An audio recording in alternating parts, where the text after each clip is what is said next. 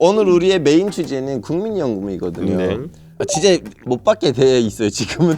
알파고 88년생이잖아. 무조건 난 못 받아요.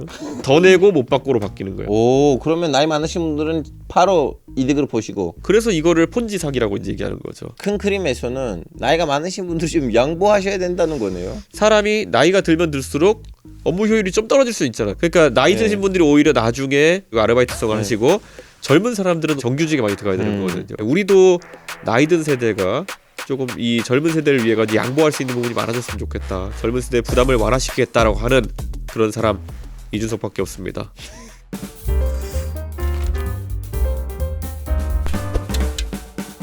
이게 웬 난리지? 난리지쇼에 오신 것을 환영합니다. 저는 진행을 맡은 알파고입니다. 요즘 젊은 사람들 사이에는 뜨거운 주제가 있죠.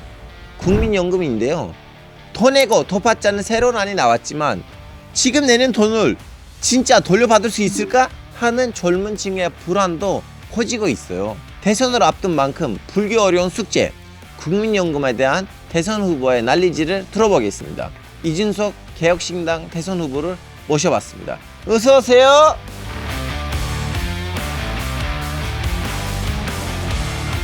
개혁신당 후보 이준석입니다. 오래간만이네요. 안녕하세요. 한때는 자주 뵀었는데. 그러니까 우리도 어릴 때가 있었지. 그런데 알파고 씨 요즘은 너무 바빠가지고. 네. 저 형만큼 바쁘진 않아요. 저는 사실 윤석열 대통령한테 쫓겨나가지고 한 3년 동안 고생하고 다녔거든요.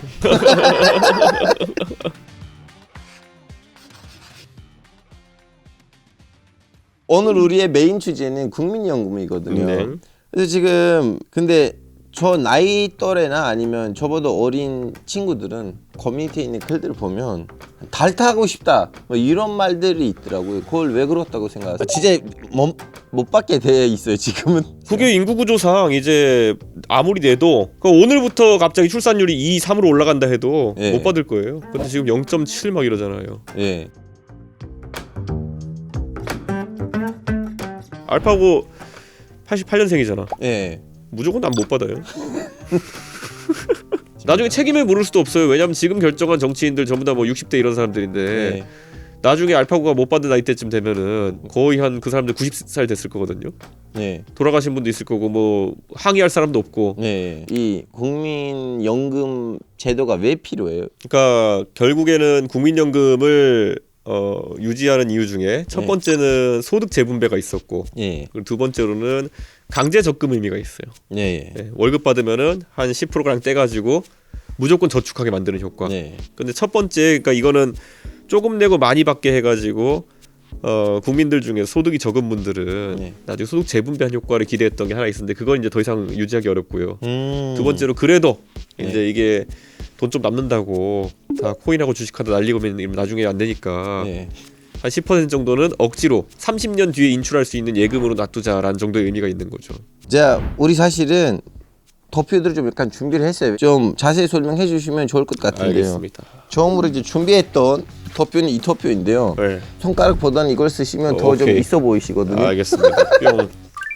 자, 이런 첨단 장비를. 자, 예. 여기에 보험 너무 길다. 자, 여기 보험료율이라 돼 있는 거는 결국에는 우리 월급 대비 내야 되는 돈이에요. 소득 대체율은 나중에 가가지고 네.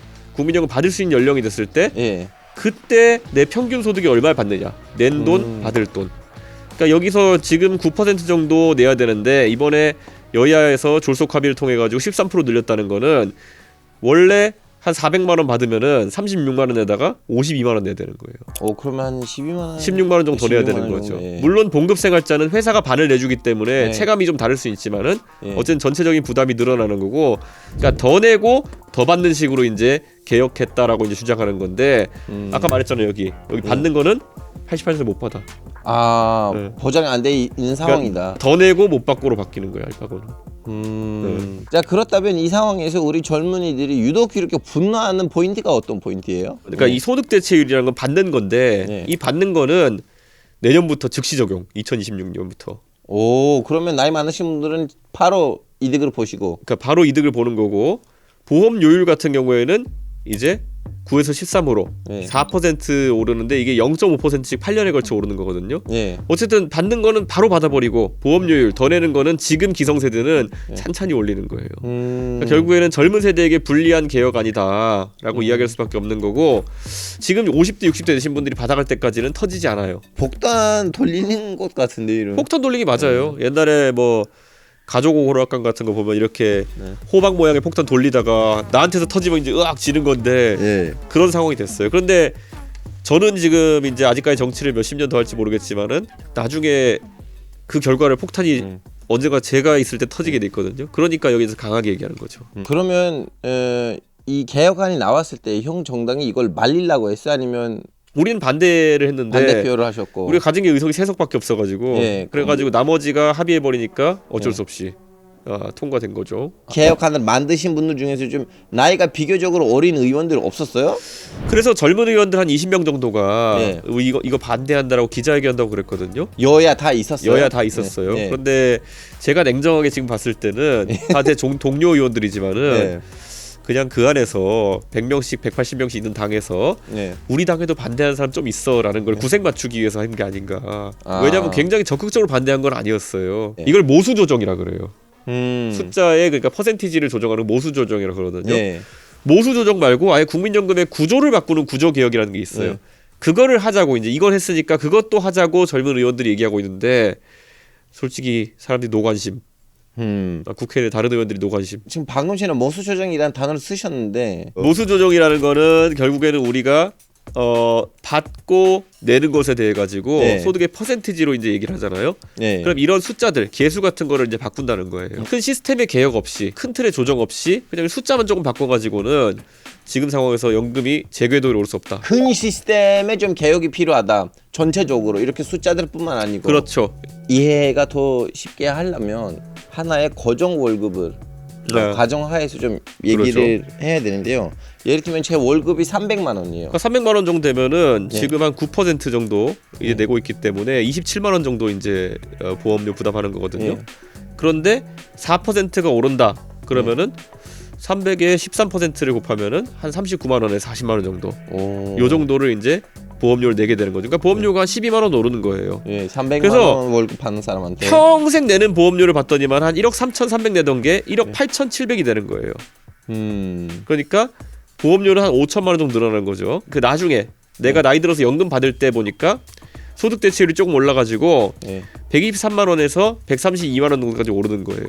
음. 근데 이거 오른 걸 다 합쳐봤더니만은 2억 9천 받던 게 한 3억 1천 받는 걸로 바뀌는 거거든요. 그러니까 예. 5천만 원 정도 더 내야 돼 평생. 예. 그리고 2천만 원 정도 평생 더 받는 거예요. 저는 이제 소득 외에 또 소득이 그런 사람이니까요. 혼자 감당하거든요. 그러니까 이것도 사실 이게 지금 알파고 기준이에요. 이게 보면 12만 원이 오르는 게 알파고 기준이고 직장인들은 6만 원 오르는 것처럼 보일 거예요. 예. 근데 문제는 뭐냐면은 사실 이 부담도 회사가 반 내주는 것 같지만 그 회사가 반 내주는 게 원래는 월급으로 더 줄 수도 있는 거였어요. 어차피 12만 원 중에 상당 부분을 알파고 개인이 부담하는 방향으로 간다. 그게 이제 조세의 귀착, 사회보험료의 귀착 이런 건데요. 그래서 사실 굉장히 부담이 많이 늘어나는 거죠. 알파고 12만 원이면은 10원이면 몇 번이나 외식을 할 수가 있잖아요. 몇 번까지는 아니고 요즘 세상에. 아, 뭐 물론 그런 부분이 없지 않아 있긴 한데. 어쨌든 12만 원이면은 사실 관리비도 낼 수 있고 하잖아요, 이제. 네. 개혁안 얘기가 나오면서 또 언급된 또 다른 이제 주제가 뭐냐면 크레딧 제도도 늘어나는 거 아니냐. 크레딧 제도가 제대로 무엇인지 이거는 얼마 정도 효과가 있는지도 설명해 주시면 감사할게요. 국민연금은 예를 네. 들어 1년 내고 받아갈 수가 없어요. 네. 그럼 최소 10년 정도 납입해야 되는 거고 네. 이 연차가 오래되면 오래될수록 받는 연금량이 늘어나게 되거든요. 그래서 이것을 오늘 남자 같은 경우는 군복무하잖아요. 그럼 조금 이것 때문에 손해를 볼 수 있는데 이런 것을 메꿔주는 제도가 크레딧 제도인데 예. 그 출산 같은 경우에도 우리 보통 여성들이 출산을 하면은 네. 한국에서는 뭐 일을 하다가도 좀 쉬어야 될 수도 있고 네. 그러잖아요. 거기에 대한 출산 크레딧 같은 것을 좀 높여준다. 그래가지고 뭐 첫째 아이 때부터 이런 출산 크레딧 주고 이런 식으로 변화가 있는데 사실 그 금액 문제가 제일 크죠. 그럼 예전에 가입하셨던 분들이 또 그만큼 받나요? 그러니까 이게 우리가 그 처음에 국민연금이라는 게 처음 제도가 도입됐을 때가 네. 80년대 후반이었거든요. 예. 근데 이때는 국민연금이라는 거 사실 아까 말했듯이 강제저축 비슷한 거거든요. 네. 이때는 은행 이자도 꽤 높았어요. 대한민국에 예. 은행 이자가 막 20%씩 나오는 경우도 있었거든요. 그러면 내가 왜 국민연금에 돈을 넣어야 돼? 국민적 저항이 있으니까 당신이 지금 소득의 3% 정도만 집어넣으면은 나중에 소득의 70%를 보전해 줄게라고 해서 유인책으로 쓴 거예요. 예. 근데 이게 말이 안 되거든요. 3% 내고 70% 받아가는 거는. 예. 그러니까 이렇게 봐요. 지금까지 여기 계속 내려오잖아요. 예. 지금까지 얘는 내려가고 얘는 올라가고가 개혁의 방향이었는데 갑자기 국민들을 설득하기 어려우니까 얘를 올려버린 거예요. 그래서 이번에 개혁안이라고 하는 것이 나이 든 세대에게 유리하게 좀 약간 사탕발림하는 거다. 600만 원 내고 1억 받아간 사람이 있다고 했는데 그거 맞아요? 여기 3%를 내고 70% 받아가는 사람들이 있다고. 예. 그런데 그분도 네. 600만 원 내고 지금 1억 넘게 받아가신 분도 어떤 사례인가 봤더니만은 아까 내가 뭐라고 했어요? 그러니까 네. 그 연금을 받아가려고 그러면 10년 이상 가입해야 되잖아요. 예. 그 처음에 연금이 생겼을 때는 나이가 예를 들어 이미 한 60대가 되신 분들은 10년 못 내는 거예요. 예. 그러니까 왜냐면 60대에 이제 연금 수령이 시작되니까. 아. 그래가지고 그분은 한 5, 6년 동안 3% 정도만 내고 예. 받아가기 시작한 거예요. 어떻게? 왕창. 아. 그러니까 이분 같은 경우는 특별하게 자기가 낸 돈의 20, 30배를 그냥 가져가는 케이스가 생긴 거예요. 아. 그러니까 처음에 연금 제도를 홍보하기 위해 가지고 굉장히 이분들한테 유리한 조건을 제시했을 때 실제로는 나중에 그 젊은 세대한테 엄청난 부담이 된 거죠. 합의하시는 분들한테 한마디 하고 싶으시다면 이번 기회를 좀 살려주세요. 저는 사실 이렇게 무책임한 정치를 하면 안 된다 이렇게 생각하고 연금에 대해 가지고 일반 국민들이 아주 자세히는 모르기 때문에 이것에 대해서 분노가 아직은 크게 타오르지 않는 것처럼 보이는 거지. 자신들 월급 명세서에 안 그래도 요즘 물가 많이 올랐는데 당장 뭐 10만 원씩 뭐 15만 원씩 더 떼어 나가고 그게 연간 100만 원 가까이 된다 이러면은 분노할 젊은 사람 굉장히 많습니다. 지금이라도 이거 연금 계약 바로 잡아야 됩니다.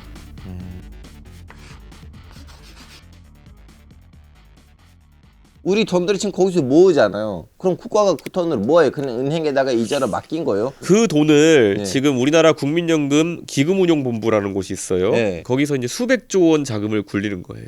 수백조 원. 오. 그래서 어떤 거는 뭐 채권에도 투자하고 네. 어떤 경우는 주식에도 투자하고 뭐 그거에 부동산 투자도 하고 네. 그 돈을 이제 벌어가지고 그 수익금으로 국민들의 이제 연금을 주는 거죠. 그런데 우리나라의 국민연금공단이 잘 벌 때는 1년에 막 10% 15% 이렇게 벌기도 하고요. 네. 그 세계적으로 수익이 잘 나는 연금이긴 해요. 미국에 보면은 뭐 캘퍼스라든지 이런 좀 공적 연금들이 있는데 거기보다 수익률이 잘 나올 때가 많아요. 네. 근데 잘 나와도 지금 답이 없는 거예요. 왜냐? 저출산 때문에. 아, 조슈선 때문에. 나중에 가서 낼 사람이 적기 때문에 받아갈 사람 많고 국민연금은 그렇게 되면 위험해지는 거예요. 그럼 설마 형이 개혁안이 악이 많이 만들어서요 이거 아니겠죠? 그러면 좋은데 예. 예, 사실 그것만으로도 해결하기 어려운 게 예. 이미 지난 10년 동안 저출산 때문에 누적된 저출산 있잖아요. 예. 아까 얘기했잖아요. 오늘부터 출산율이 3, 4가 돼도 예. 사실 연금의 붕괴를 막기 어렵다. 그 금고 안에 돈이 얼마나 있어요? 해외에다 투자해놨기 때문에 예. 거기가 막 현찰 있고 이런 건 아니에요. 예. 근데 적어도 한 국민연금이 운용하는 자금이 1,000조 원 가까이 되지 않을까. 전조. 예. 전조가 있어요. 그리고 우리는 지금 돈을 더 많이 낼 거잖아요. 이 돈이 왜 이렇게 빠르게 이렇게 고갈돼요? 그러니까 지금은 아직까지 오르는 시간인 게 예. 1,000조 원에다가 아까 1,000조 원 운용하면은 1년에 몇십조 원 들어올 거 아니에요. 예. 거기다가 또 내는 돈이 있으니까 예. 그걸 합쳐가지고 어느 정도 오르는 것처럼 보이다가 예. 알파가 우리 지금 이제 대한민국 인구가 5,500만 명 정도 된다고 예. 하는데 좀 있으면 인구 감소되는 지점이 나타나요. 예. 그러니까 연금 보험료 낼 사람이 없으니까 네. 그러면 서서히 들어오는 돈이 줄어들게 되고 고령화가 되면은 네. 연금 받아가는 사람 늘어갈 거 아니에요. 네. 그러면은 자, 쓸 돈은 늘어나고 버는 돈은 줄어들고 알파고가 지금 젊을 때는 돈을 좀 벌기 때문에 괜찮지만은 네. 나중에 이제 기력이 떨어지고 알파고도 이제 머리가 안 돌아가고 그래 방송에서 안 부르고 네. 그럼 들어오는 돈은 줄어들 거 아니에요. 안 그러기를 원하지만 그럼 나가는 건 이제 알파고도 이제 애가 크고 이러면서 네. 대학 등록금 내줘야 되고 이러면 그때쯤부터 이제 쌓였던 돈이 줄어들기 시작하는 거죠. 이게 알파고 인생이에요 이제 앞으로. 아니 제 인생 거기에다가 왜 이렇게 그러세요? 잠시만요. 알파고가 앞으로 그러니까 여러 가지 있죠. 알파고 인생이 이제 이렇게 갈 수도 있고 네. 알파고가 근데 방송인으로서 또 알파고가 능력이 있으니까 칭찬 감사합니다. 갈수록 이렇게 버는 돈이 늘어나게 되면은 애들 등록금 대고도 오래 버틸 수 있는 거죠 끝까지. 예.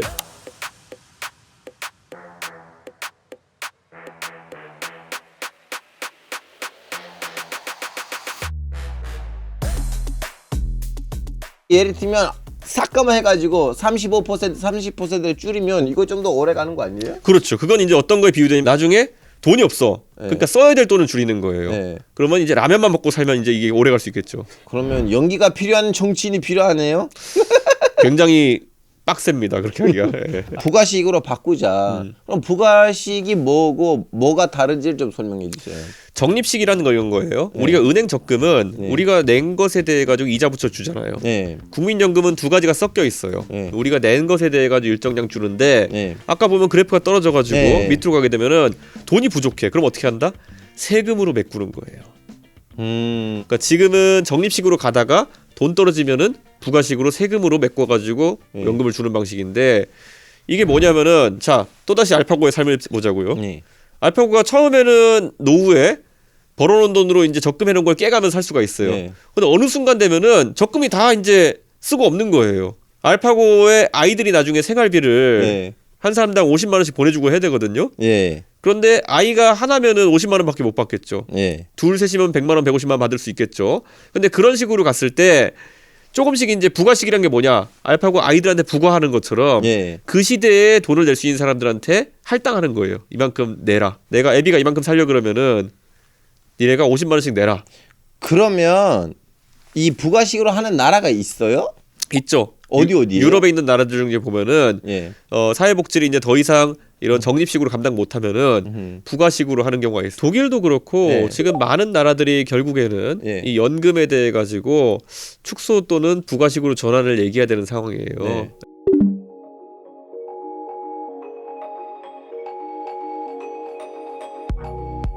근데 부가식은 나중에 가다 보면은 어느 정도 줄일 수밖에 없어요. 내 자식한테 어떻게 그렇게 왕창 달라고 할 수가 있겠어요.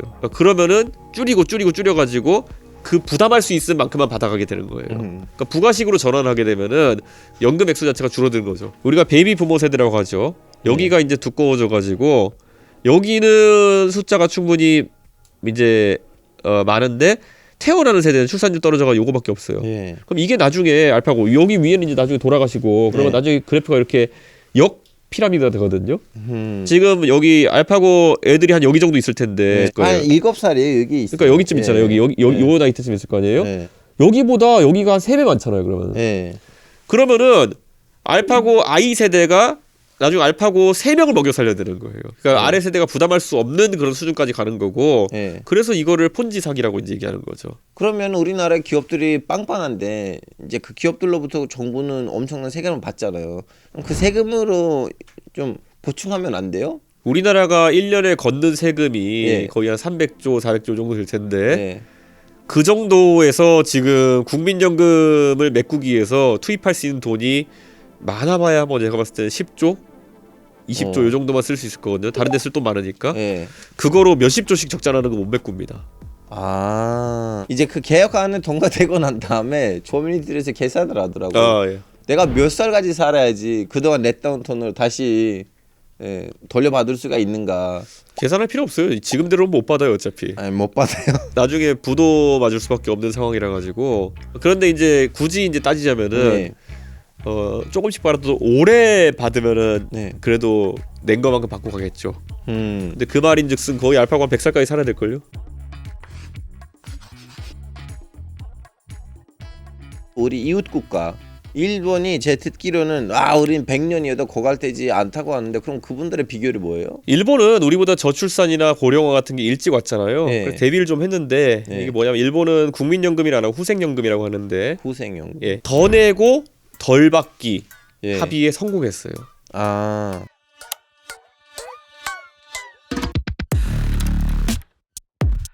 연금의 자동 조정 장치라는 걸 이제 도입한 거죠. 그게 뭐냐면 물가나 이런 것들을 반영해 가지고 아니면 기금의 상황을 반영해 가지고 나중에 연금 받는 액수를 자동으로 낮출 수 있는 그런 장치가 되어 있는 거예요. 그런 것들이 그래서 만약에 가능해진다면은 우리나라도 조금 이게 오래 갈 수 있고 그래서 그런 걸 구조 개혁이라 하는 거거든요.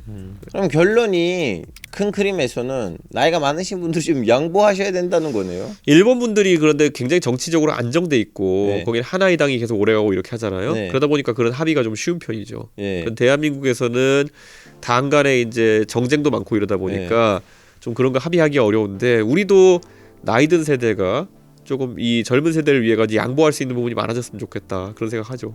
기초연금 그리고 국민연금 이 둘이 뭐가 달라요? 우리나라 지금 소득 수준이 하위 70%인 분들에게는 네. 기초연금이라는 걸 제공하고 있어요. 네. 노인층에 대해 가지고 네. 낸 것과 관계없이 네. 일정량을 이제 받는 건데 국민연금은 내가 낸 걸 바탕으로 받는 거거든요. 네. 그래서 두 가지가 결합돼 가지고 대한민국 국민들의 노후를 책임지고 있다. 네. 이렇게 말씀드려야 될 것 같아요. 그러면 기초연금에 대해서 좀 긍정적이세요, 아니면 부정적이세요? 근데 아까 알파고 우리가 그 네. 그래프 봤을 때 88년도부터 국민연금을 붓기 시작했잖아요. 네.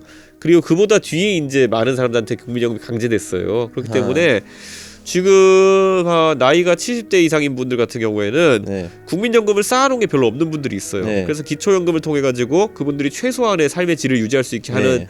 제도가 2012년 선거에서 이제 등장했거든요. 네. 근데 이제 갈수록 국민연금을 납부한 사람들의 수가 늘어나게 되면서 네. 기초연금에 투입되는 재정들을 이제 국민연금의 결손분을 메꾸는 곳에 써야 되지 않을까 그런 생각을 하는 거죠. 의료 기술도 좀 약간 올라갔잖아요. 사람들 생각보다 좀 사시잖아요. 오래 사시고. 네. 그래서 좀 정년퇴직의 그 나이도 좀 약간 이게 만약에 정년 연장을 네. 하기를 바란다면은 연금 수령 시점을 네. 뒤로 좀 미는 게 어떠냐.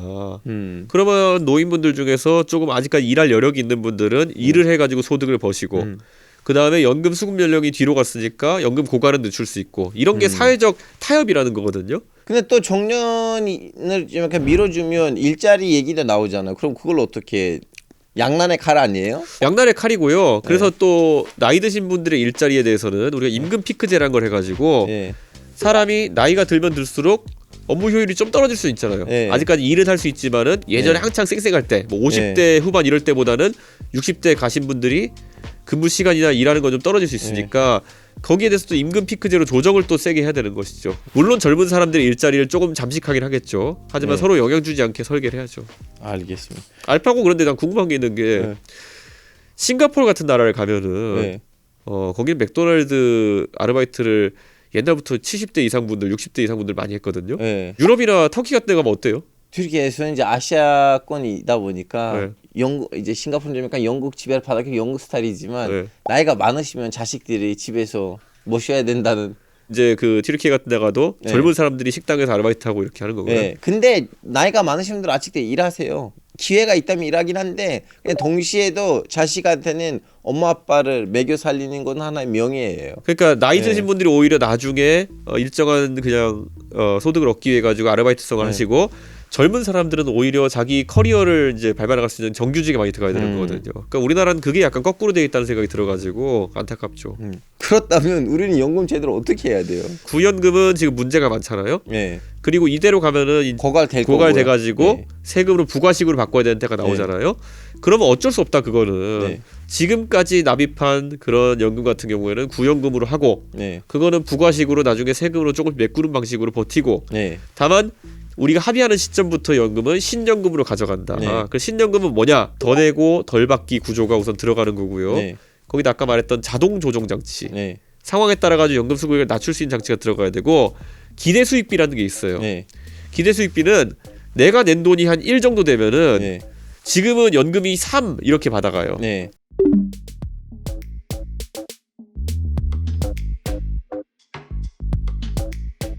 근데 1 내고 1 받아가는 형태로 바뀌게 되는 것이죠. 거기에 대한 이자나 이런 어떤 부분까지 쳐가지고 1 내고 사실상 1 받아가는 형태로 바뀌는 건데 이렇게 되면은 아까 말했던 소득 재분배 이런 것보다는 강제 적금의 효과가 더 커지는 거거든요. 근데 이런 식으로 구연금과 신연금 분리해가지고 가야지만이 연금이 안 터진다. 나름 또 나이가 많으신 분들은 눈치를 보신 것 같아요. 그 구현금도 좀 제대로 좀 질러봐야 되는 거 아니에요? 예를 들면 수익이 어느 정도 높으신 분들이 받아가는 돈을 조금 더 줄이든다든가 뭐 이런 식으로.